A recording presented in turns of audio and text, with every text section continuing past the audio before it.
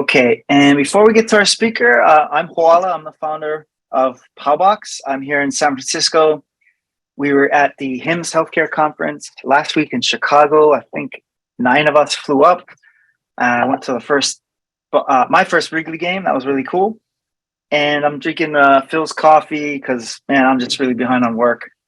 And I would like to next introduce our speaker tonight, the main attraction.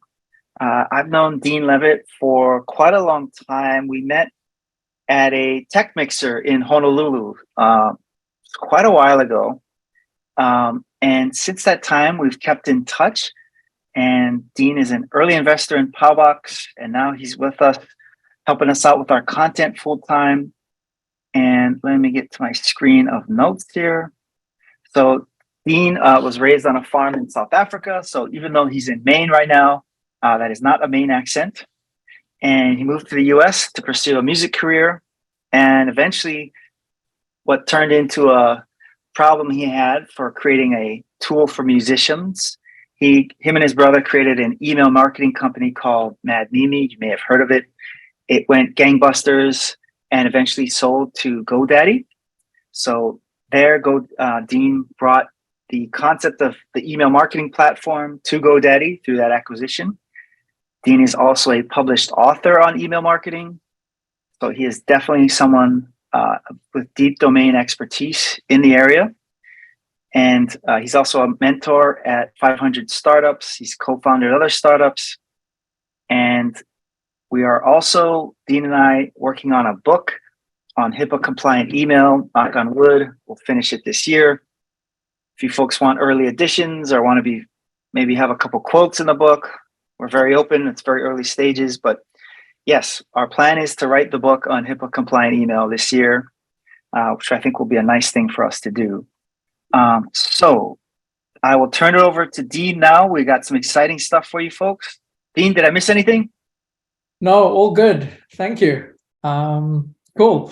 I appreciate the intro. And like Koala said, I'm in Maine. I'm in a very tiny town, mid-coast Maine, called Lincolnville, about 2 hours north of Portland. Everyone orients around Portland. But it's cool. I've lived in Minneapolis and New York and Boston. So as I was hearing people say where they're from, I'm like, all right, yeah, lived there. And Minneapolis played a big role in the start of my email career, because I left New York and lived in Minneapolis while building Mad Mimi. But before I get into that, I'll just share my screen and dive right into the presentation. Cool. Let's hit that share. And I'll just share my entire screen. And let's get cracking. Cool. So not shocking for anyone, we're talking about healthcare email marketing.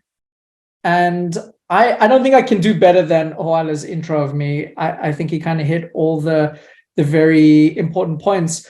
But I've basically been obsessed with email marketing since, well, for quite some time. Basically, I was in a punk band.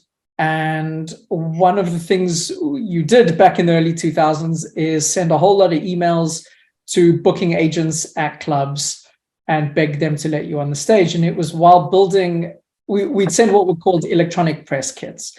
And while building a tool, we wanted to get into startups, my brother and I, while building a tool to help send electronic press kits to booking agents, we completely ran out of our funding.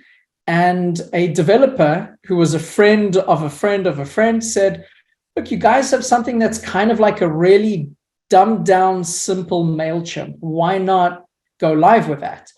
And we did, and it just sort of took off. And after a few years, we had well over 200,000 users. And eventually in 2014, we were acquired by GoDaddy, at which point I worked at GoDaddy, building out GoDaddy email marketing, and was their director of support for their email marketing product. And I've chatted to a whole lot of startups around about their email marketing through 500 startups. And I did the math. At one point, I calculated I'd spoken to over 100,000 small businesses about their marketing. Not the variation isn't that huge because email marketing is still email marketing, big or small. But yeah, it's something I can ramble and talk a lot about. So now's probably a good time to say, feel free to interrupt me. If you want to dig deeper into something, if you want to ask a specific question, go ahead. I won't be able to see you. Just unmute yourself and jump in. So one other thing here is there's a lot to cover, and I could probably talk for about 3 hours about email marketing. So I kind of crammed a lot in. So I'm going to maybe move a little bit quickly so we can double back to anything afterwards as well. Feel free to interrupt, or feel free to reach out to me afterwards one-on-one. We can chat more about your specific use cases as well. So feel free to get in touch. I'll talk your ears off about email marketing any day. So the first thing to start with is just send email. Like, that's the bottom line. Almost everything, every issue that I've seen with companies and their email marketing comes from a hesitancy to send email because they're worried it's not good enough, it's too long, it's too short, it's too many, it doesn't matter. You're overestimating how much your recipient is judging you on your emails. So I can't emphasize this enough. The first step to actually really nailing your email marketing and getting it right is actually hitting send. And one of the coolest stories I ever heard was a first-time brand new real estate agent sent an email to me saying, I don't know how to build a newsletter. Can you help? Logo, picture of a place, brief description. That's it. She hit send, closed $1 million deal through that email. The point is, it doesn't have to be amazing. It just has to get out there, because you probably have something that your patients, your recipients want to hear. And that's really the most crucial thing. I know I'm spending a lot of time on one slide that says nothing, but I can't emphasize this enough. Don't overthink it. Just start sending and improve your emails later. So some quick stats, just in case you're on the fence about email marketing. 59% of people say marketing emails influence their purchasing decisions. And 74% of baby boomers feel email is the most personal channel. Now, 74% is the highest. My generation, Gen X, it's around 70%. Millennials around 64%, and Gen Z 60% think it's the most personal channel. So even with the TikTok generation, they still actually think email is a personal way to get in touch with them. From a pure ROI perspective, this $36 number changes between high 30s to mid 40s, depending on which study. But it's the email marketing has the highest ROI of any marketing channel. Also, a little bit of a downer, the average time spent reading an email is 10 seconds. And this is going to be relevant later. But the point is that people scan, keep it simple. Again, you don't have to write huge, long, detailed essays. People aren't going to read that. You may as well just make your point quick and get that email out the door. So the first place I wanted to start is knocking out some email marketing myths, because people often there's a lot of truisms in email marketing. And so let's just discuss them very quickly. First myth is you'll upset people if you send too many emails. Over 70% of people actually want more emails from the brands they like. So let's start with the assumption that you're emailing people who opted in, who expect to hear from you. Don't worry, they want to hear from you. We'll discuss later as well about how to send a good email. But the assumption is that if they've signed up, they expect to hear from you. Again, don't worry. People, and I bet you every single one of you do this, You don't unsubscribe from every email. You just delete it and mark it as read if you don't have time to do it. So don't worry about it. Just go ahead and send those emails. Emails should be long and beautifully designed. Also not true. We had 250,000, well, over 200,000, roughly around 250,000 users. The highest performing email I ever saw was a single sentence. That's it.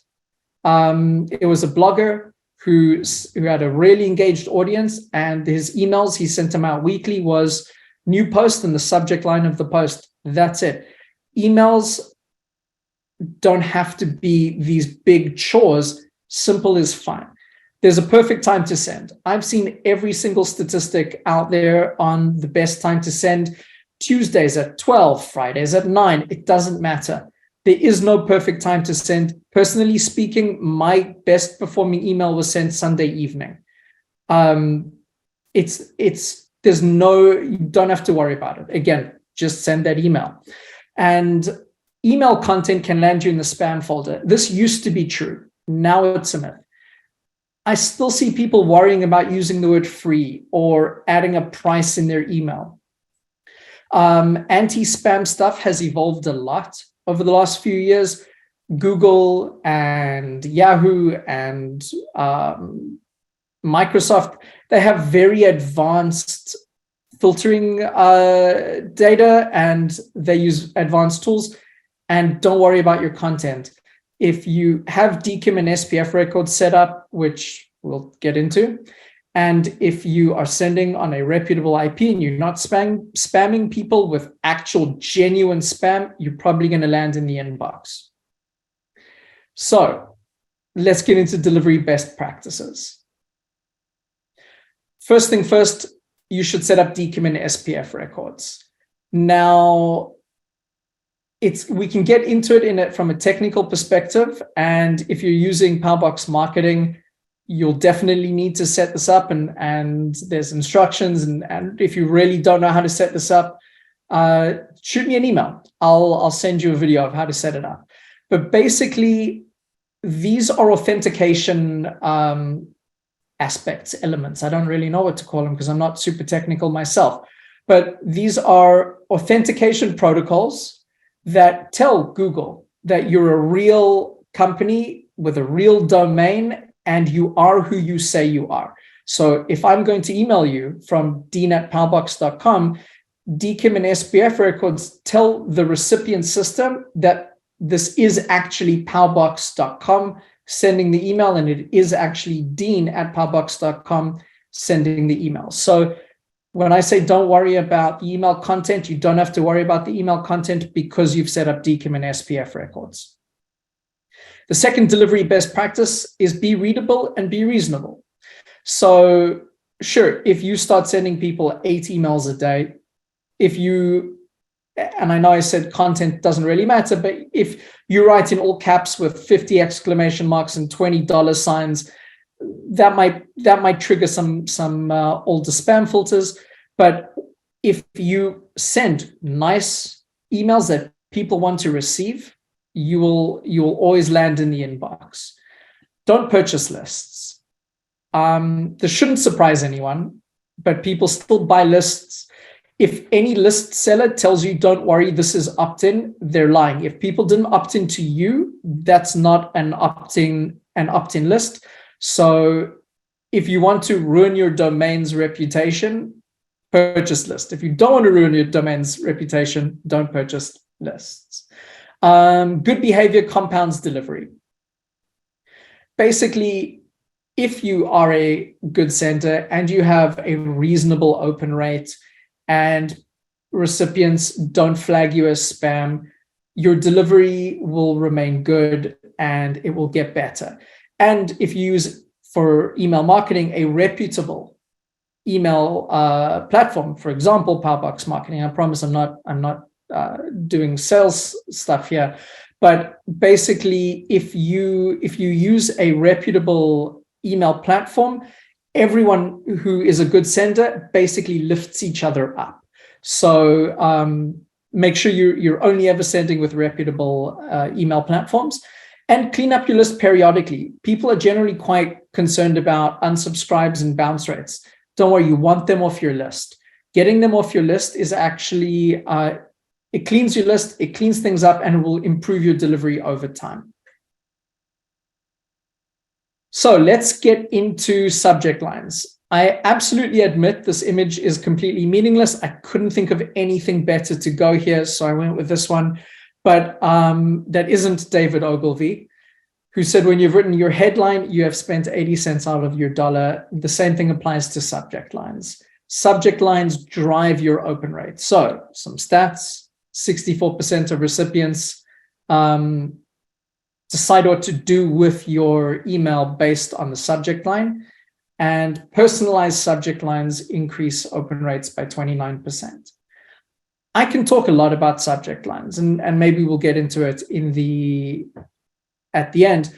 But basically, the one tip for subject lines is tell people what to expect when they open the email. Can't go wrong if you do that. 18. Yeah. We got a question in the chat I wanted to bring up. I wasn't sure what the appropriate time was, but it's what's considered a reasonable open rate? So basically, you want to beat 10%. 10% is fine. It's kind of the low end of average. It will always change based on your list size and your list volume. Large email, like large e-commerce senders will have open rates of 3 or 5%. That's not great. But if your open rate is lower than 10%, it's time to think about what you can do to get it to 10%. Getting above 10% will actually start improving your delivery overall. Google monitors how many people open your email. So anything above 10%, you're doing fine. Awesome. Thank you. Any other questions so far since we're here? All right. I'll plot on. I see someone drew on that, but if you want to dive into that, let me know. Cool. Okay.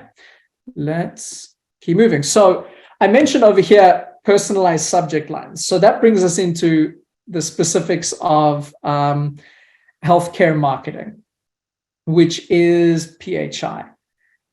Now, 74% of people say targeted personalization increases customer engagement. But as you might have run into, it's really unclear what is PHI in email marketing, in healthcare email marketing. It could even be a name. In fact, even just sending, let's call it heart health or cholesterol, a newsletter about cholesterol treatment to someone could be considered PHI. In the context, it's not clearly defined. So better safe than sorry. You should always be using HIPAA compliant email to send targeted emails with PHI. Basically, be safe. In fact, a lot of email marketing platforms won't send healthcare related material with the assumption that PHI might sneak its way in there. So yeah, let's get that one locked in. Now, one of the big aspects for sending email marketing in healthcare is opt-in. And for most email marketing, opt-out is fine. And what I mean by that is if someone is a customer or if someone has purchased the product, not necessarily a subscriber. Let's say if someone's a subscriber, someone's a customer in any kind of format, you can send them email marketing and they can opt out. And that's still within CAN-SPAM regulations. But for healthcare, they must generally give active consent to receiving healthcare marketing. There's a lot of exceptions. Bear with me. I'm going to get to all those exceptions. So patients must opt in for most healthcare marketing, and you should obtain explicit and informed consent. By informed means they should be told what they're signing up for. And you should also, for safety, maintain detailed records of opt-in time and method. This actually applies not only to healthcare email marketing, but everyone. But particularly, you should retain these details. Again, don't purchase lists, and patients should understand the kind of content they'll be receiving. So patients, HIPAA regulations expect patients to opt in for specific types of marketing. They should know what it is, and that's the type of content you should be sending. So no bait and switching, even if it's well-intentioned. But again, there is a whole lot of exceptions. True. There's more exceptions than rules, actually. So, I mean, okay, bear with me while I go through these. Treatment-related emails, appointment reminders, healthcare operations, patient education, prescription refills, case management, and you can see these are all broad categories in and of itself. But basically, you can email your patients things in good faith. Let's put it like that, right? So if you are a counselor and you want to send email marketing about related mental health stuff, you don't need their opt-in specifically to receive mental health related emails from you, because that would be considered treatment related emails. So for all these rules over here, in many, many cases, healthcare email marketing falls under an exception. So, yeah. All right, let's talk email strategy. Yeah. Dean? Yeah. We got 2 questions in the Zoom chat. I think we probably should get to them now. Yeah. Do you see them, or do you want me to read it to you? Let me take a look. I don't know if you can see my Zoom screen. Let me take a look here. Okay, so I see Dana asks, what constitutes treatment-related emails? It's, again, very broad. Basically, if you have a patient, anything tangentially related to their treatment is a treatment-related email. I know that's such a wishy-washy answer. Let me think I can frame it a little bit clearer. If I've broken my leg, you can send me physical therapy-related emails, including recommendations on, say, medication. It's anything that's broadly valuable to my health based on me having broken my leg. I'm going to knock on some wood over there, but it's vague again. But if you can make a good faith argument that based on the reason this person is your patient, this is beneficial to them relative to their issues, then that is considered treatment related. And what is the second question? I was talking about subject lines. Maybe that's further in your presentation. Yeah, okay. With subject lines for newsletters in particular, is main newsletter not enough? No, it's not enough. So yeah, that's a fun question. Yeah, let's get into it right now. May as well. So basically, you can say main newsletter : blah, blah, blah. But if you really want the magic subject line, I'll give you the sort of formula. Less than 10 words, state what they'll see in that newsletter, and use something identifiable. Any name seems to work. Their name, your name, a business name, doesn't matter. A name drives much higher open rates. But basically, the best practice for subject lines is tell them what they're going to see. Paubox Weekly, we tend to go with the top article we share. And in fact, that's a very common practice across a whole lot of really successful newsletters. So, but people open because they see the subject line, they go, well, why the hell should I care? Give them a reason to care in that subject line. Tell them what they're going to see.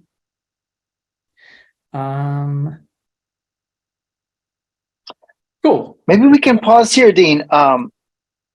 If we can ask the room, who here is subscribed to our Paubox Weekly? Oh, maybe hard to tell who's saying yes or not. We'll get to that later. I can't. We'll double back. It's really cool. We just started doing it about 6 weeks ago. We got some. I do see another question. Well, I do see, by the way, Dana, Melissa, and Rachel. Thank you. Very cool. Wait, where was it? Kathy, you asked, what about provider to provider? I'm assuming it's about, let's backtrack just so. So like if you were sending an email regarding maybe care level, but not specific to a certain patient, that should still be okay, I would imagine, because you're not mentioning any person's name. Well, so let me understand the context there maybe a little bit better. In terms of email marketing, we're assuming bulk email. So what's the context provider to provider at a Yes, I was thinking, like, I do email blasts for sometimes it's about care levels that we do, different care that we provide, but it's not specific, obviously, patient, but we're trying to get them to refer to us. Does that make sense? Yes. Yes, that does make sense. So how did you get their email address? Either most of them are from them attending different continuing ed and your continuing eds programs. Yep. Oh yeah, that's fine. That's opt-out will work for that just fine. Okay. Yeah, absolutely fine. Their attendance to that basically at some, let's say best practice is somewhere in that attendance there should be a checkbox that says, we can stay in touch. You don't have to say we will send you marketing materials, but we can contact you, kind of thing. It's good. It's just a general best practice, but that shouldn't be a problem at all. If you start seeing your unsubscribe rates rocketing up higher than say 2 or 3%, you're probably not being clear enough with those people that you're going to be in touch with them. But if your unsubscribe rates are a handful per blast, then I wouldn't worry about it at all. Perfect. Thank you. Great. All right. Email strategy. So let's talk email strategy. Over clicking here. Basically, there's a whole lot of use cases. Now, the biggest question I've gotten from all businesses that need to do marketing, healthcare or otherwise, is, I don't want to say lack of imagination, because that sounds a little bit hurtful, but I do want to say there's an assumption that you need to send a newsletter and that's about it. Or you send a sales email, like an e-commerce style, like special kind of email with a big image and 20% off. The fact is that email marketing could just as easily be considered email communication at scale. And that means anything that you want someone to know is a use case. Health tips. I'll give you one of the best examples from a Mad Mimi customer back in the day. They were a UK postnatal care company. They had 6 years worth of emails set up, and it was one email a month for the first 3 years of the baby's life, and then an email every quarter until the baby was 6 years old. Obviously, they weren't emailing the baby, they were emailing the parents. But the point is that they wanted those parents to know something. That's an email use case. So really anything you want someone to know about you, your business on an ongoing basis deserves to be considered email marketing. So there's a whole lot. I'm not going to read them out to you. I'm assuming you've all scanned it by now. So yeah, a lot, anything really. Email strategy, though, if you want actual results from your email marketing, the very first thing you need to do is set a goal. And this goal doesn't have to be $10,000. The goal could be, I want people to read this blog post. It could be, I want to stay top of mind. It doesn't even have to be a click in mind, but you should have a reason for sending that email. And as I point out here, there's lots of reasons. Reminding someone about an appointment, and announcing a new service, but there has to be a reason for you to send that email, even if it's just a monthly newsletter. That in and of itself is a good reason. But without that reason, you can't actually provide value to the recipient. And so with that goal in mind, you have to then say, okay, well, I want people to learn about this service. Well, you have to assume your recipients also want to learn about that service. They want to learn from you because you're the expert in what it is that you do. And if you have a goal and you assume that you're going to be providing value to the recipient, well, that's a perfect match, right? Like, what are you waiting for? Let's get sending those emails. So if we assume your recipients want to learn something and you want them to do something with that information, well, you've got to tell them what to do next. And this is probably one of the biggest failings that I've seen, is an email with no purpose. So you have to have a goal. People open the email, they want to know what you want from them. So you should have then a call to action. And again, that call to action doesn't have to be a button or a purchase or anything like that. It could be read this, learn more. But there has to be a point. And you have to tell people that you want them to take some action. And I kind of already touched on this. You should always align your goals with the readers or recipients' values. And especially in healthcare, no one wants to be marketed meds they don't need. No, I'm assuming no one here would stoop to that. So, assuming that you're marketing a healthcare service or a treatment option, it's because it's the right thing to do. And so you should have a positive goal and provide that value to readers, and you will have good open rates, happy readers, and actually get that $36 to $1 ROI. And of course, you should respect your readers and their time. And what I generally mean by this is not don't send a lot of emails. I mean, short and sweet is fine. Assume that your readers want to get that value, learn what you want, and take that action quickly. So don't waffle, is I guess probably like I do when I speak. I write way more concise emails than I communicate, I promise. So let's talk email design. I'm withholding judgment of whether I think this is a good design or not, but I wanted to illustrate real estate here. So a majority of people read emails on their phones. So when you're designing your newsletter, you should know what it is that the reader is going to see. Now, there's no possible call to action here. The call to action is a paragraph down which says learn more about Medicaid being expanded for eligible children in Illinois, which was their goal. And their goal is in the top third, and they meet a lot of best practices. But you can see all of this stuff, including this slightly pointless image, actually detracts from what the person needs to know. So I just wanted to point that out. Again, have a goal for every email you send, should define your design. In fact, this should be clickable, this should be clickable. If they want me to know about Medicaid, I should have my call to action and that next step up here. I have something I call the law of thirds, and I very narcissistically called it, for this purpose, Dean's law of thirds as of today. It basically means everyone who opens your email will only see this top third. And that drops by another third. Only 2/3 of the people who open your email will see the second third. And only 1/3 of the people who open your email will ever go below that. And so if you have anything important, it should be in that top third.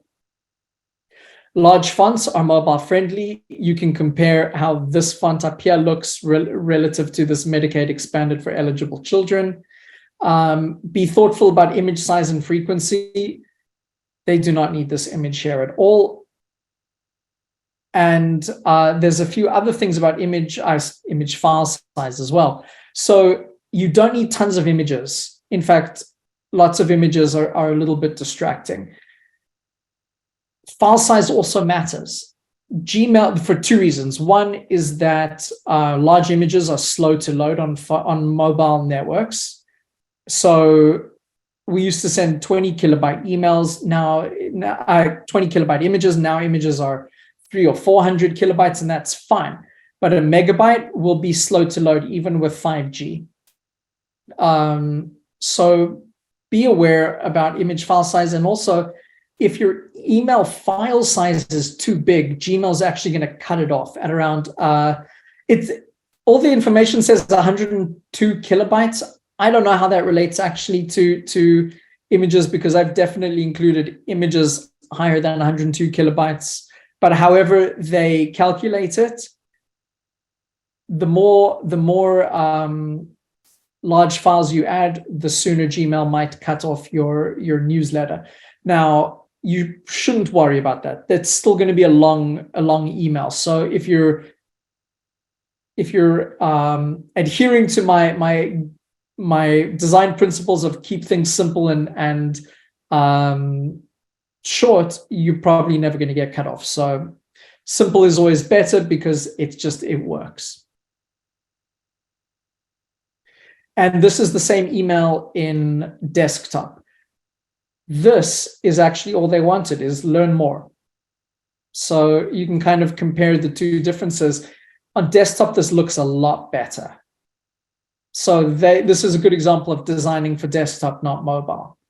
So at least 50% of their readers had a subpar experience.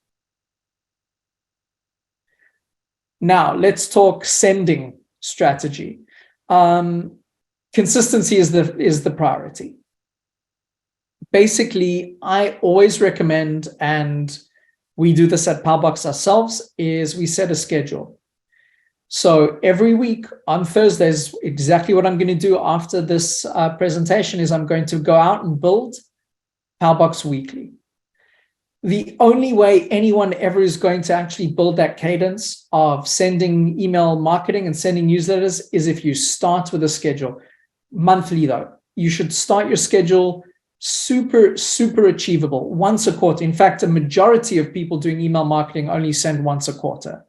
So build the consistency, build your email habits first, and then start increasing your volume. I'm going to stop and see if let me actually answer this question about attachments quickly.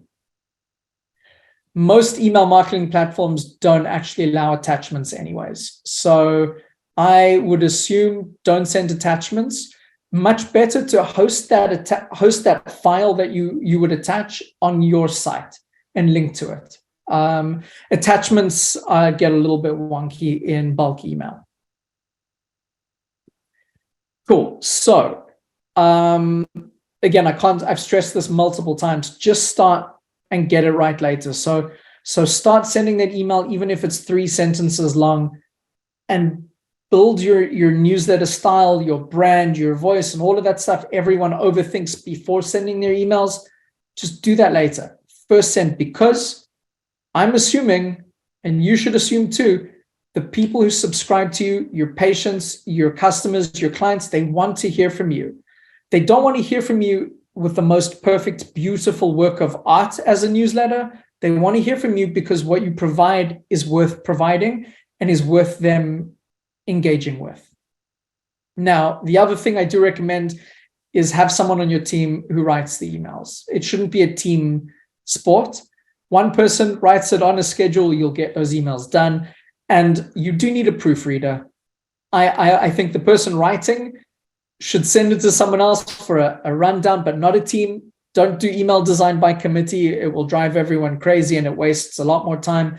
One person writes it, one person proofreads it, then either of them can hit send, it doesn't matter. But the thing is that it should be a lightweight action. It shouldn't be a chore. It shouldn't take more than an hour. And in fact, I have a video up on our YouTube about how to actually create a newsletter in 2 minutes. A perfectly functional, effective marketing email from zero to send in 2 minutes, because there's a goal. I know what I wanted to say, and Add a logo. Literally, that's all you need. All right. Any questions now? I'm getting tired of my own voice. So if anyone has a question, feel free to interrupt me now. But we're nearing the end, I promise you. Let's talk very quickly, unless Zoom pops something up for me, about email analytics. There's really 4 key metrics. There's other metrics and click rate and click-through rates and blah, blah, blah. It doesn't matter. There's really 4 key metrics that as an email marketer, you probably want to care about. Bounce rate is the first one. Now, bounce rate is probably the most important metric out of all of them, because that tells you your email list is clean or harming your delivery. If your bounce rate is greater than 3%, be careful. If your bounce rate is greater than 5%, you're probably going to start landing in spam pretty quickly. So why an email bounces? An email bounces if the email has a typo and an email doesn't exist at the other end. No, the bounce rate doesn't have to be 0. It's impossible for it to be 0. It will never be 0%. But let's say, ideally 1% is reasonable. Less than 3% as a real goal, but it should be a handful relative to your list size. So there's 3 reasons an email bounces. Well, there's really basically, you've got the soft bounces, which are emails that are legitimate, but there's something at the other end. There's a filter. It's undeliverable for technology purposes. Their mailbox is full. Whatever reason, a soft bounce, it's okay to leave that on your list. Try again. But if an email soft bounces 3 or 4 times, just put it in just remove it. It's easier. And then you have hard bounces. You should always remove hard bounces immediately. A hard bounce means the email doesn't exist, full stop. So if you email a whole bunch of Gmail email addresses that don't exist, Gmail is going to get irritated with you and start assuming that you're a spammer. Good question. How do you check this? Your email platform that you're using will tell you. It's really really clear. No, you don't have to remove bounces, up and opt-outs. That stuff should be automatic. Soft bounces, though, you may need to remove and keep an eye on things, but you shouldn't have to worry about it. But definitely, I've seen a lot of people actually shift email providers in order to recover their hard bounce list, because they're determined that these bounces are legitimate. If it's bouncing, don't send it. All right, that's probably enough about bounce rates. Unsubscribe rate. So, no, sorry, I'm just reading here, Aubrey. Yeah, that's there's a very big gray area, Aubrey. Let's come back to that at the end, actually, because there's probably a lot we can chat about there. And can spam, and I won't get into can spam right now in a meaningful way. So Aubrey, if I forget, just bring this up again, please. Cool. Unsubscribe rate. Your unsubscribe rate should be definitely under 1%. Yeah, there's not much more to that. If you have a high unsubscribe rate, it's a signal that the recipients don't know why they signed up, don't know who you are, or don't know why they're receiving these emails. It's basically voting for you to leave them alone, and you should reflect on why. It doesn't mean that you're a bad sender if you're getting a high unsubscribe rate. It's just a signal to look at your content and ask, why are these people not finding it valuable? Open rate. If your open rate is lower than 10%, the first thing to do is improve your subject lines. The second thing to do is look at your content again. Because if someone opens your email 2-3 times, sees that the content's not particularly useful or relevant to them, they're going to stop opening your emails. A lot of people become zombie, good word, thank you, become zombie recipients because they just can't be bothered to even open it to unsubscribe. Frankly, I'm very guilty of that. So if your open rate is lower than 10%, first, improve your subject lines. Second, make sure your content's valuable. Click rate. If your click rate is low, and it's always going to be low, 2%, 3%, just it's the nature of how things are. Improve your call to action. What I mean by that is, again, tell people what you want them to do. If someone opened your email and it's not clear that you want them to take an action, they won't take that action. So you can boost your click rate by being unsubtle. So Rachel, you asked what should be done with subscribers who have not engaged with the emails over a long period of time. Here's what I would do. And no one wants to hear this, and I'm sorry to have to say it. You should put them in their own list. And when I say who have not engaged in a long time, 6 months to a year. If they've done nothing in 6 months to a year, let's say a year to be conservative, why keep them? They're not super valuable. What I would do is I'd take them, put them in their own list, and don't email them your regular email. Send them only very periodic re-engagement emails. I've seen a common practice, which is actually sending them an email saying, are you sure you want to stay on our list? Which is fine. It's kind of the nuclear option. You're probably going to get a lot of people taking no action, but that's fine, because if your overall percentages of opens are higher, you're going to get a better delivery rate anyways. And I mean, what's the value of an email address that hasn't done anything in a year?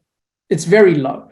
So you don't have to jettison them and get rid of that email entirely, but you may as well not mess up the rest of your statistics by including them in your regular emails, because also they're going to be impacting your open rate and your click rate, and they're going to be obfuscating the reality of your actual performance as well.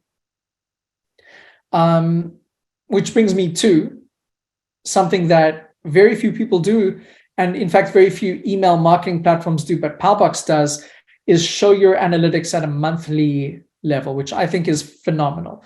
And I beg everyone to do this. If you send 4 emails a month, it's fine to know how many people opened each email, but knowing over the whole month how many of your list actually engaged with your emails is far more meaningful, because people are busy, life happens, people don't have time to open every email. But if you have a consistent 10% open rate across all your emails, you're actually probably hitting closer to 30% of your overall list. And I think that's a meaningful metric to understand. Obviously, some people are shared across all those emails, but I think actually monitoring your performance rather than email to email, but month to month, is far more insightful. All right. So this is the big question everyone asks. How do you grow your email list? Again, I could not think of a picture. So this person is thinking very hard about how to grow someone's email list. There's one foolproof way, is just ask people to sign up, and ask everywhere and ask consistently. In terms of the opt-in aspect, asking people when they set appointments, when they come to your office in person, if you're a practitioner, put it on your site. If they're a customer, put them on your email list. But you can't go wrong with asking. There's no subtle ways to grow an email list without simply making it easy to sign up and obvious that you want them to sign up. So there's no magic wands there. You can't grow your email list by kind of get rich quick schemes, right? Competitions generally, or banner ads in things that like, sign up for this this competition and we'll just add you on our email list kind of thing, which are a little bit old school email marketing tactics. They don't work. They get a whole lot of contacts, that are extraordinarily unresponsive. And the fact is, you're paying for those contacts. In fact, we talked about what's the value of a non-responsive email. It's actually a cost at a certain level.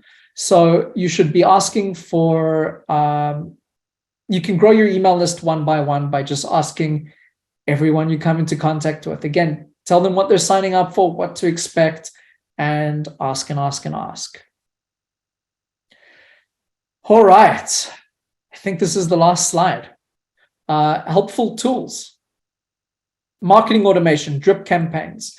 Here's a trick that no one ever does except really, really experienced marketers, is use a drip campaign or marketing automation. If you don't know what that means, just, I don't know, throw an emoji in the chat. And I'll explain that. I don't want to get into it if everyone understands what I mean by a drip campaign or marketing automation. But basically, if you've written 20 blog posts as newsletters, put them in a drip campaign. And when you add someone to your list, you've got the next 10, 20 newsletters for them ready to roll. But you should be using marketing automation for so many things. One of the best examples that I shared earlier is that postnatal care thing. That was marketing automation. They created a drip campaign that lasted 6 years. They got 6 years engagement for a single week's worth of, probably a lot more than a week to build 6 years of emails. But it's a once and done thing, periodic updating. But that's why marketing automation is so freaking useful. Headline Analyzer, it's a tool by a company called CoSchedule. Just Google Headline Analyzer. If you can write a subject line, drop it in Headline Analyzer, and it'll tell you if it's good, what kind of phrasing you should tweak. It's a really neat tool to get your subject lines right. ChatGPT. Fine. Love ChatGPT. I use it all the time. I wouldn't make ChatGPT write your newsletters, but you could have ChatGPT tighten up your language. You can, one of the things that really takes time when building newsletters is thinking about what to say.